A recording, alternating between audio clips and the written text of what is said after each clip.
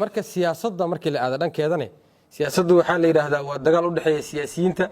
oo aan loogu talagelin inuu dhiig ku daato dareeska ciidanka darajada ciidanka iyo qoriga ciidanka oo wato waxaa loogu talagalay in lagu fuliyo sharciga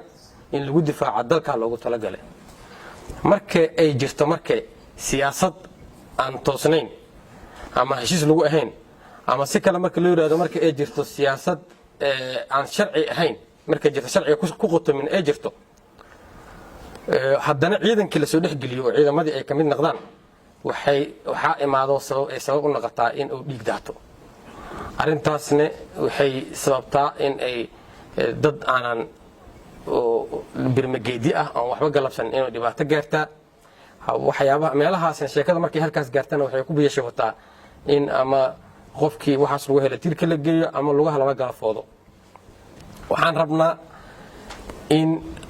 aan difaacno oo waxa aan difaacayno ay noqdaan dawlad sharci ah dawlad ku dhisan qaanuun inaan difaacno iyo kala dambeyn ku dhisan waa waxaan inaan difaacno la rabo waxaan rajaynaynaa in siyaasaddu aysan keenin dhibaato kale inaysan keenin maxaa yeelay dalku markuu siyaasaddu jahwareersan tahay dalkuna wuu jahwareersan yahay macnaha siyaasad toosan ayaa ah dal amni ah oo hagaagsan ah arrintaa yeelkeeda annaga markii saraakiisha aan nahay iyo ciidamadii la xukumayeen marka aan nahay maxaa nooga aadan waxaa nooga aadan oo la rabaa sarkaalka iyo qofka askariga ah inuu goosdambeedka ku haayo maskaxdiisana ku haayo la rabo waxaa waaye in wadaniyaddu ay tahay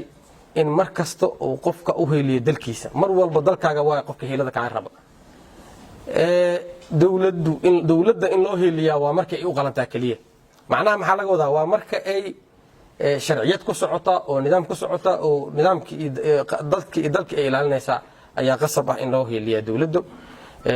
waxaa saraakiisha ciidamada iyo ciidanka ay xukumaanba aan ka rabnaa si ay karaamadooda iyo sharaftooda ay u sii jirto in ay si hagar la'aan ah u difaacaan dalka si hagar la'aan ah uga hortagaan oo una cirib tiraan arrimaha argagixisada ay kaga hortagaan argagixisada si hagar la'aan uga hortagaan waana taas tan keliya ay qiimaheena iyo sharafkeena ku sii jiri karo shabaabku iska gabaabsi arrintiisu way iska dhammaystiran tahay waa dhammaatay maxaa la yiraahdaa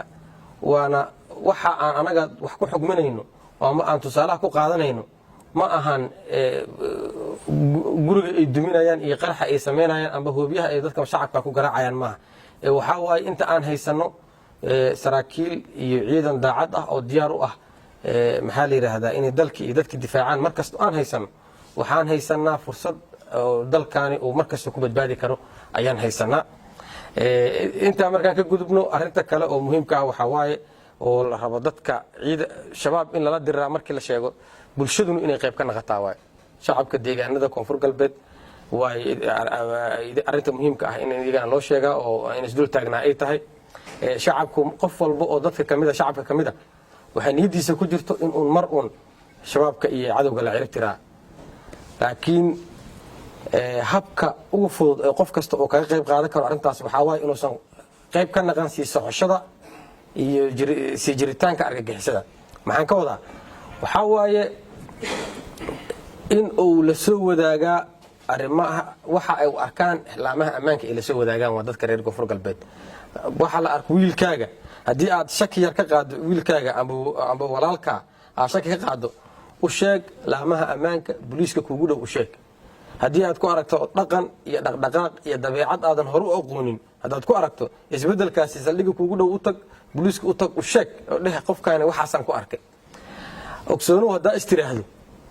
dadkow haddaa istiraahdaan kan waa walaalka ama waa wiilkaaga adiga ma ku dhibaataynayo dhibaata hadduu samaynaya cid kaloo dhibaataynaa waxay la mid tahay adigoo mas gudaha inta gashta dhahday deriskuu dhibaataynaa anima dhibaataynaya adoo dhahayo kale waa xaqiiq inuu adigana ku dhibo deriskana dhibaayo adna ku dhibaayo mustaqbalka adna ku dhibaayo haddii aadan markaasi aadan sheegin waxaa la yidhi oraha jiri jirto dhihi jiray ninkii barbaasha baahal nool ka baxsay ama boqno gooya dhihi jiray baahal nool waa dadkaas argagixiso ehel male abtisiimo male dal male diin male inaysan diin lahayn waxaad ku aragtaa dadka shacabka ah maalin kasta motorka ku garaacayo ninkii wasiirkii Sheekh Xasan isagoo khudba ku jiro masaajidka soo baxay ayuu banaanka waxa ku sugayay wiil aanan dukanin inuu qarxiyo diin meeshaas kuma haayaan dhaqanna ma laho maalin kasta qofka indheer garadka ah oo dalkaani indhaha u ah ay dadka indhaha u ah dilayaan oo waa kaasa diinna ma laho waa kaasa masaajidda laga aadi laayay dalna ma laho dadkii ajaanibta ahaa oo dalalkooda dambiye ka soo galay rabaan inay inta ku hayaan markaas ay rabaan inay dhahaan ayagoo oo magac aanan jirin u saarnay ay rabaan dambiilayaasha inay dalka ku hayaan dalka hadii la hayaan bal ay kaliya ma joogan maxay dambiilayaasha kale u soo wadaan arintaasi waxaan rabnaa inaad goos dambeedka ku qabsataan arinta kale oo ayadana muhiimka waxa waaye ciidamada waxaa la dhihi jiray marka hore sargaal ma qaldamay taliye askari ma qaldamay taliye qaldama sargaalka qaldama askarta in aad loo noqdaa tusaale wanaagsan ayaa la rabaa oo ay ku daydaan ay meel ka soo raacaan qofka askariga ah wuxuu adiga ka arka loo sameeyaa maanta haduu qalad sameeyo isha iska fiirina ilmo dhoorte qaladka sameeyo lagu qaado hadaadan dhihin waxa birito midkii la sameeyaa markaas hal qalad oo askari sameeyaa askarta dhan u ceeboobay leeyahay waa kuwa wax dhici jiraan amba kuwa wax dilay shacabka dilay waa leeyahay meelaha furumaha cadawga marka la joogo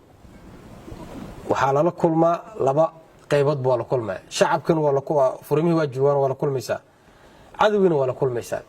isku si in loo dhaqmin la rabaa marka shacabka la dhaqmaysa oo askariga la dhaqmaayo in la baraa in uu u dhimriyo oo sida ugu wanaagsan oo qof ula dhaqmi lahay ula dhaqmaa la rabaa marka uu cadawga la dhaqmaayo inuu waajibkiisa ka guto oo gacan adag isaga qabtaa la rabaa oo aana shacabki iyo cadawga isku si aan loo dhaqmin la rabaa arintaas inaad askarta iyo maxaa la yiraahdaa furmaha waxa dagaalada ka jiro iyo meelaha ay joogan in dadku ay soo hayoodaan oo ciidanka ay soo sheegaan xogaha si loo helo waa inay ciidanku muujiyaan in ay askarta shacabka u dhimrinayaan uga dhow yihiin dadka shaqada ay qabanayaan ayaga dartood ay u qabanayaan